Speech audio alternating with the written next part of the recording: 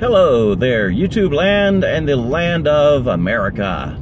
God bless America, I love it. It's the land of opportunity, and right now the opportunity is great because there are more jobs in this country right now than there are people to fill them. And that helps everybody.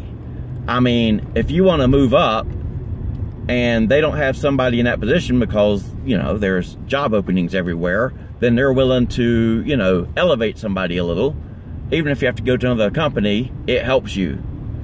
But let's talk about the real reason of this video, socialism.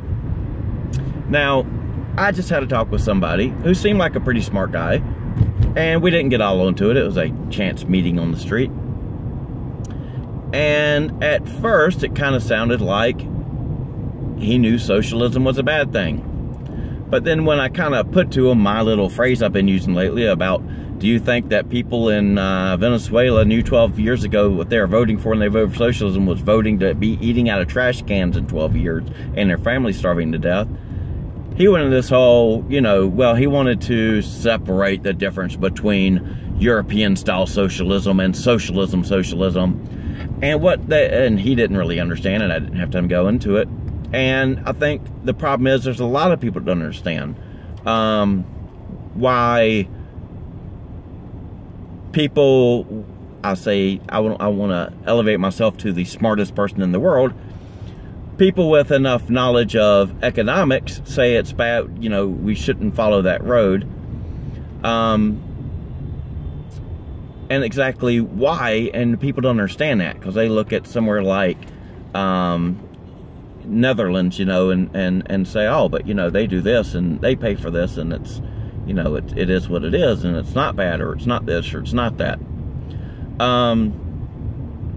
But there's a lot of differences and a lot of things that are the same, and there's a pretty tight little difference in there. So what I think I need to do is break it all the way down so that somebody can actually understand where the problems lie, or at least where those of us who are arguing against them see the problems, and as we understand them as in the realm of macro and microeconomics. So we're going to take all the bad ones, and there's more bad socialist countries than there are good socialist countries. What do I mean by that?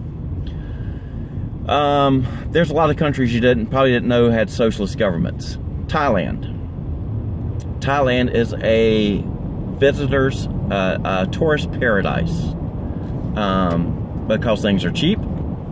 And Philippines, socialist.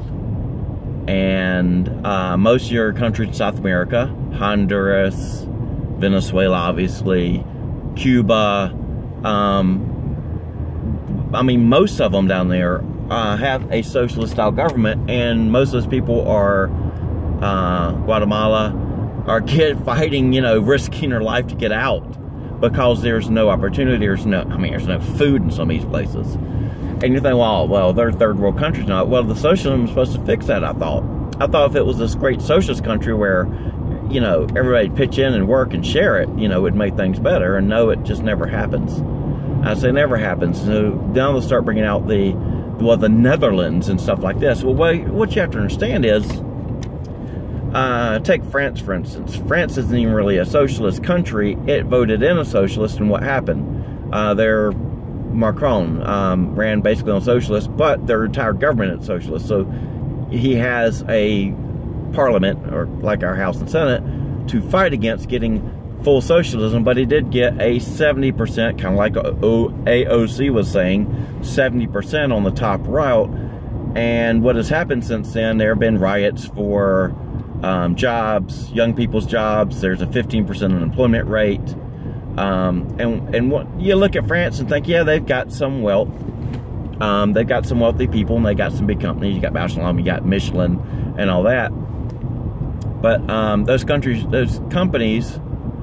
aren't doing as good as big American companies. They're number one. You look at that. We've got in the tire industry in America, we've got, you know, multiple companies. Uniroyal. You got Firestone. Bridgestone is a Japanese company, but they have a U.S. entity. It's a separate entity. and it's owned by the Japanese company. And you don't have it. In France, you have fewer, and you have one big one. And that's kind of the fallacy of it.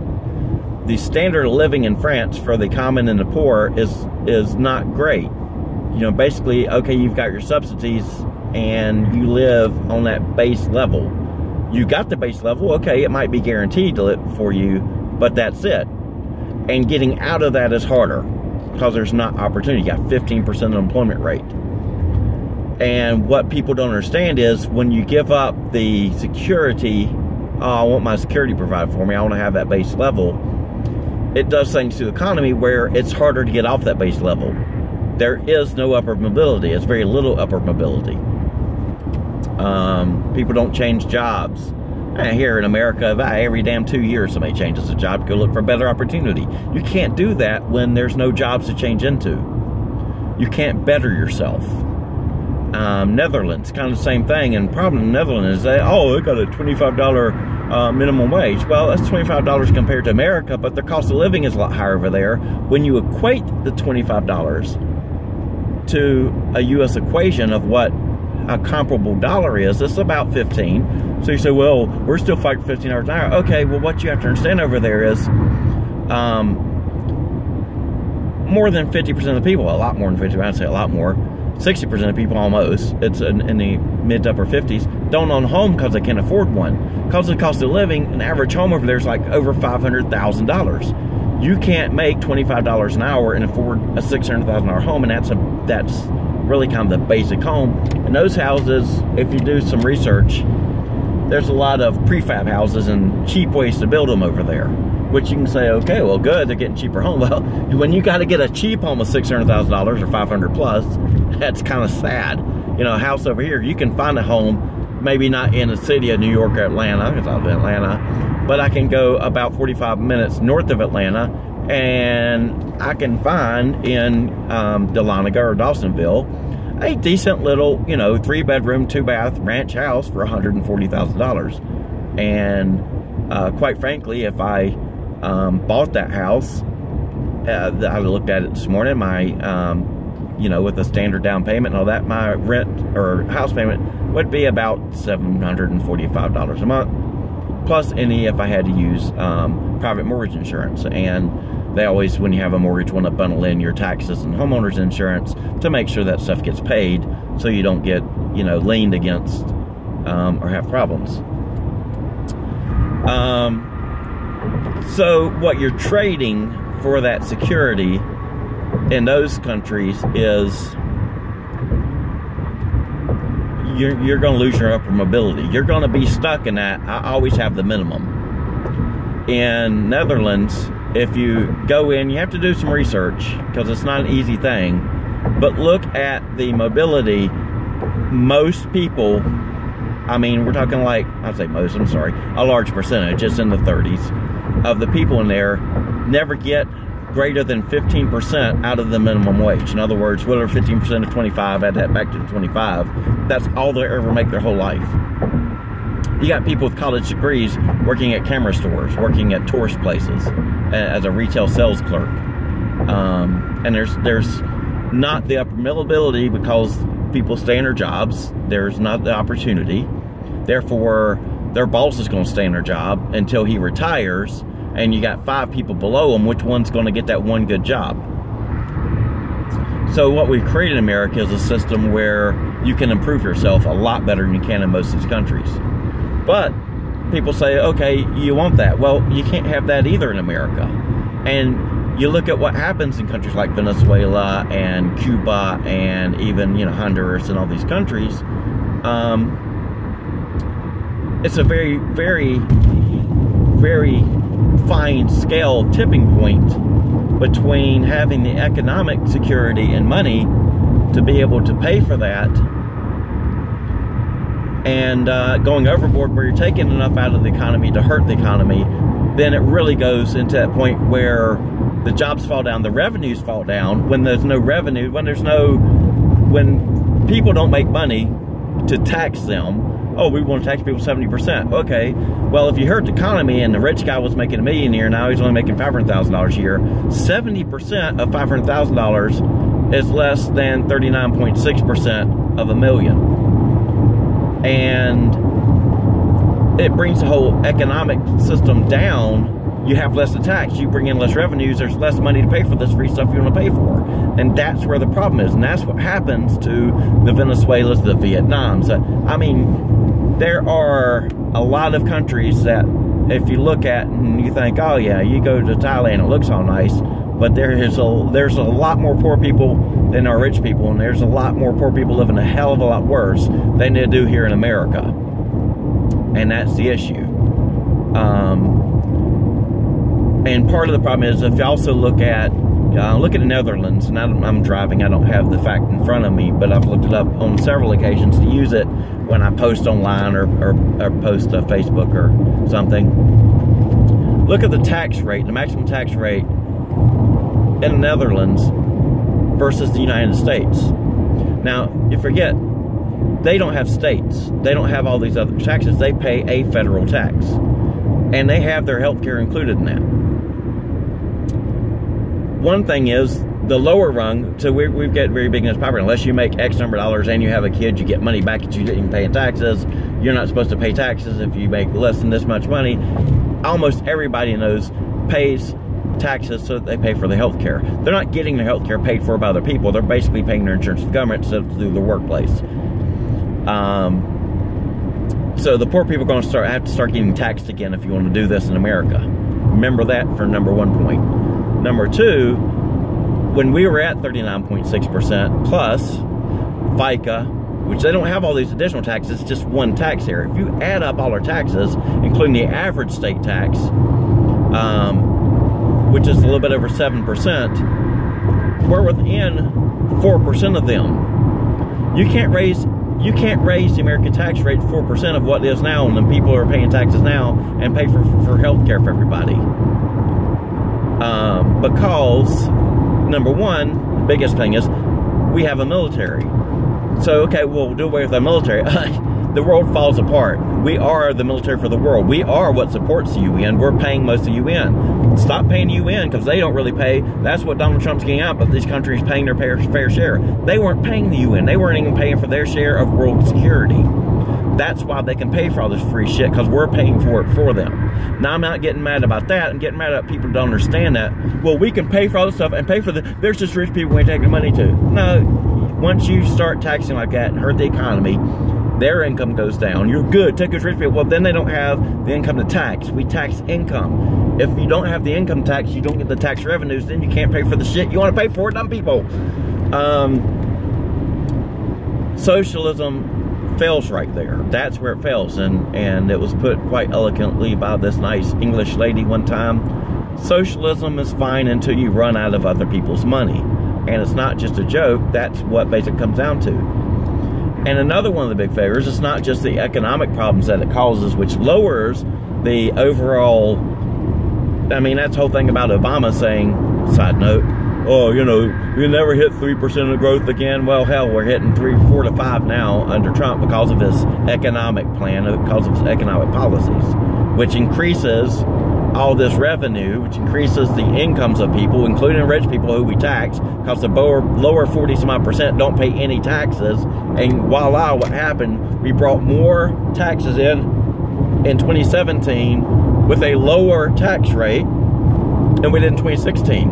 And that lower tax rate, we dropped people off the tax rolls. In other words, it was this level, if you didn't make up to here, you don't pay taxes. Then we moved that up, so less people are paying taxes, but yet we brought in more tax revenues. Well, those mean evil rich people, they make more money, that's why. Well, yeah, but they also pay taxes on that more money, which brought more money in, which is helping you pay for more stuff. What don't you get? Well, I'm going to take their money. Okay, then they don't pay taxes.